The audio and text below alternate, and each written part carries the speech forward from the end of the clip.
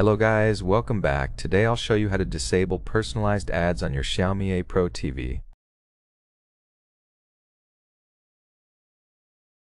To do that, press the gear button on your remote control to open the quick settings menu. Then go to all settings and scroll down to privacy settings.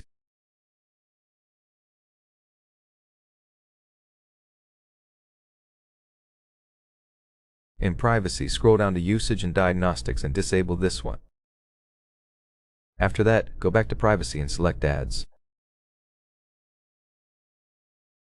In ads, we want to reset our advertising ID to erase the existing data and delete the advertising ID to prevent future personalized recommendations.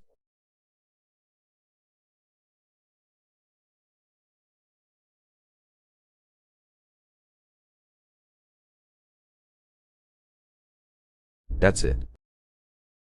After that, you can also restart your TV by holding down the power button and selecting Restart.